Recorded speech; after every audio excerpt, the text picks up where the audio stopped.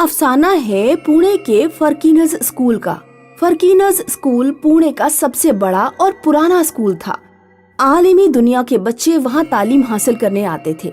एक रोज फर्किनस स्कूल में एक इम्तिहान हो रहा था। सबको सवालिया पेपर मिल गए, चलो लिखना शुरू कर दो। इम्तिहान शुरू हो गया और एग्जामिनर इम्तिहान में लोगों पर नजर रखे हुआ था। एक लड़का लिख लिख कर मुस्तकिल परेशान हो रहा था। उस लड़के ने लिखना बंद कर दिया और पीछे देखा तो पीछे की खिड़की सदा कर रही थी। मैं हैरान हूँ, मौसम तबीयत से मुताबिक है और फिजा भी नहीं है, फिर भी खिड़कियाँ क्यों सदा दे रही हैं? लड़के ने इम्तिहान लेने की सिमत देखा तो वो बहुत दूर जा चुकी थी। लड़के ने उठकर खिड़की बंद कर दी और वापस अपनी जगह आकर बैठकर लिखने लगा। आधा घंटा बीत गया। लिखते लिखते पेपर खत्म हुआ और लड़के ने सदा लगाई, सप्लीमेंट प्लीज। एग्जामिनर ने सप्लीमेंट आगे बढ़ाया। लिखते लिखते लड़के ने सप्लीमेंट खींच ली और लिखने लगा। 5 मिनट बाद लड़के ने गौर किया कि इम्तिहान लेने वाली अभी भी उसके पास शाया है। लड़का कुछ समझ नहीं पाया। उसने नजर उठाकर इम्तिहान लेने वाली की सिमत देखा तो उसकी आंखें खौफजदा हो गईं। एग्जामिनर एक खतरनाक भूतनी बन चुकी थी और सारे एग्जामिनेशन हॉल में लाशें ही लाशें बिछी थी। भूत भूत भूत भूत भूत भूत भूत भूत। भूतनी जोर जोर से कह कहे लगाने लगी। लड़का भागने लगा तो उसने लड़के को अपनी गिरफ्त में कर लिया और उसकी जान ले ली। इस हादसे की खबर सुनते ही सारा शहर हिल गया। इंस्पेक्टर तहकीकात के लिए प्रिंसिपल के ऑफिस पहुँचे तो प्रिंसिपल बोले, देखिए, ऐसे ही हमारा स्कूल शहर में काफी बदनाम हुआ है। हम और बदनामी नहीं चाहते हैं। वजीर आजम साहब से बात हो चुकी है, आप इस केस को रफा दफा कर दीजिए। हम कातिल तक पहुंचना चाहते हैं और आप कातिल को छुपाना चाहते हैं। आखिर वो इंसान है कौन जिसे आप छुपाना चाहते हैं? वो कोई इंसान नहीं, भूत है, भूत, एक लड़की का भूत। क्या स्टूडेंट और इम्तिहान लेने वाले का कातिल एक भूत है? बदनामी की खौफ से मैं बताना नहीं चाहता था। दरअसल माजी के 10 साल पहले इम्तिहान हॉल में एक लड़की ने खुदकुशी कर ली थी और आज वही लड़की भूत की शक्ल में मुजरिम बन गई है। कौन थी वो लड़की? रश्मि नाम था उसका। इसी कॉलेज में पढ़ा करती थी। उन दिनों उसके माली हालत ठीक नहीं थी। रश्मि बेटा, तुम इस घर का चिराग हो। तुम्हें ये इम्तिहान पास करना ही है। हर हाल में तुम्हें ये इम्तिहान पास करना होगा। बाबा जान की बात मानकर रश्मि इम्तिहान देने के लिए बैठ गई, लेकिन सवालिया पेपर देखते ही उसका सिर चकरा गया। कुछ देर बैठी सोचती रही और फिर लिखना शुरू कर दिया। 2 घंटे गुजर गए। इम्तिहान लेने वाला पेपर लेने लगा। सर, ये लीजिए मेरा पेपर। तुम 2 मिनट साइड में खड़ी रहो। सारे बच्चे इम्तिहान लेने वाले को पेपर देकर चले गए। रश्मि पेपर लेकर कोने में खड़ी रही। सर, आपने मेरा पेपर क्यों नहीं लिया? 2 घंटों से देख रहा था। कितनी चिट्ठियां छुपाई हैं तुमने ड्रेस के अंदर? सर, ऐसा कुछ नहीं है।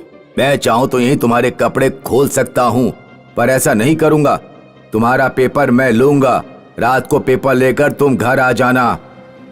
ऐसा कहकर एग्जामिनर चला गया और रश्मि ने एग्जामिनेशन हॉल में फांसी लगा ली। कुछ लम्हे गुजरने के बाद उस दिन वही एग्जामिनर उसी एग्जामिनेशन हॉल में एग्जाम ले रहा था। सारा हॉल खाली था, बस एक लड़की नजर आ रही थी। बेटा जल्दी करो, टाइम खत्म होने वाला है। लड़की तेजी से लिख रही थी कि अचानक उसकी पेंसिल नीचे गिर गई। तुम लिखो, मैं उठाता हूँ। एग्जामिनर पेंसिल लेने के लिए नीचे झुका तो उसकी नजर लड़की के पैरों पर पड़ी। वो बिल्कुल उल्टे थे। एग्जामिनर कांपता कांपता खड़ा हो गया तो उसके सामने रश्मि बैठी थी। रश्मि का भूत सामने देखकर एग्जामिनर की हालत बुरी तरह खराब हो गई। तुम तो मर चुकी हो। हाँ, मैं मर चुकी हूँ। बदला लेने आई हूँ। तूने मारा है मुझे। उस दिन थोड़ा रहम दिखाता तो मुझे मरना ना पड़ता। अब तू भी नहीं बचेगा, कोई नहीं बचेगा। जान बचाने के लिए एग्जामिनर दरवाजे की सिमत भागा तो दरवाजा अपने आप बंद हो गया। अरे कोई है, खोलो, दरवाजा खोलो, मेरी मदद करो। मैं भी देखती हूँ कि तुम्हें कौन बचाने आता है। रश्मि ने हाथों का इशारा किया और एग्जामिनर को पीछे घसीटा। मुझे माफ कर दो, छोड़ दो मुझे, छोड़ दो, मुझे माफ कर दो। रश्मि ने उसे फिजा में ऊपर उठाया। अब मैं तुम्हें फांसी का मजा दूंगी। एग्जामिनर गला छुड़ाने की कश्मकश में लगा और वो तड़प तड़प कर मर गया। कहिए, क्या आप उस भूत को अरेस्ट कर पाएंगे? यह हमारे बस की बात नहीं है। शुक्रिया, चलता हूं मैं।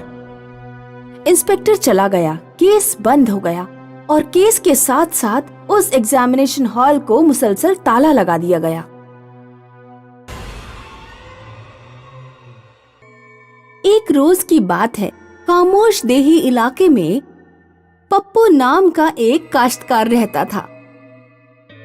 शब में पप्पू और उसकी शरीके हयात सोने के पहले खूब गुफ्तगू करते। तुमने सुना, रामकली को नहर किनारे खबीस ने पकड़ लिया था। बड़ी मुश्किलों से छूट पाई। दीनदयाल ने दुआ पढ़ी थी, तब से उसे सुकून है। अभी भी उसे दौरे आ रहे हैं। अरे ये खबीस अबीस कुछ नहीं है हमारे दही इलाके में। देही वालों को तो बस चुगल मस्ती और खिल्ली के लिए कोई बहाना चाहिए। और वो रामकली सारा खेल दीनदयाल से निकाह करने के लिए करती है। शैतान की बातें छोड़ो और ये बताओ, तुमने अचार डाला या नहीं? नहीं, मैं भूल गई। देही इलाके की खवातीनों से गुफ्तगू करने से फुर्सत मिले तभी तो कुछ करोगी। कल मैं बाहर से ही अचार खरीद कर लाऊंगा।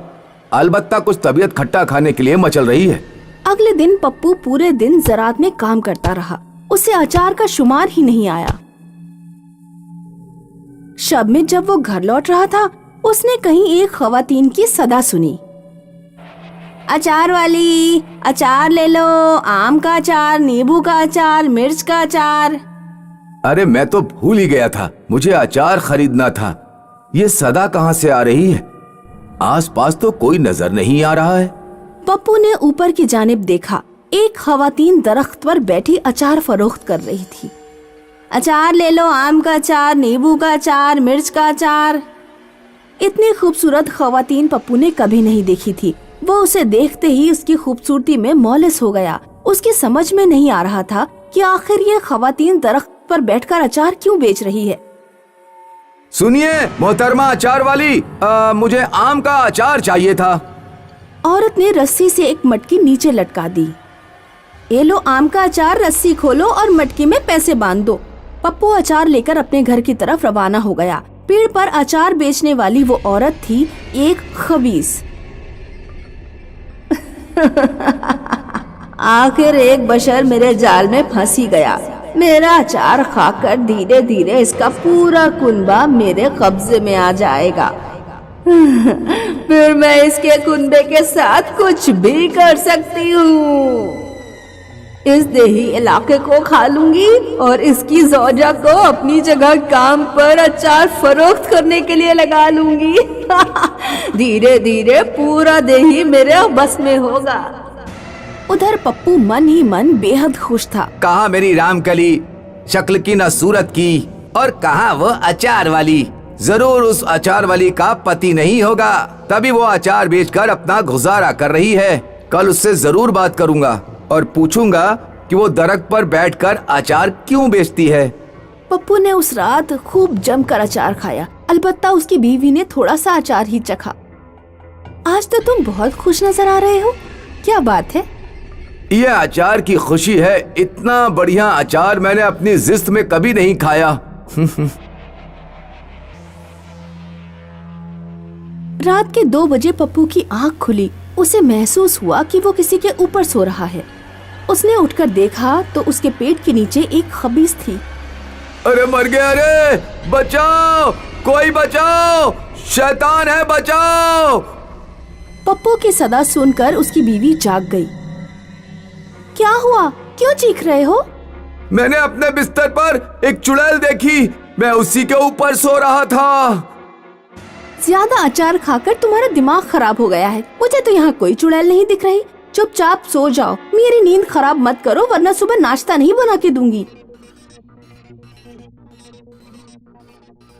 पप्पू की बीवी सुबह अंधेरे ही उठ जाती। उस दिन भी वो 5 बजे ही उठ गई। उस वक्त भी अंधेरा था। उसने जब दरवाजा खोला तो दहलीज पर एक चुड़ैल उल्टी लटक रही थी। बचाओ, कोई चुड़ैल से बचाओ, बचाओ! चमकू की सदा से पप्पू की आंख खुल गई। क्या हुआ?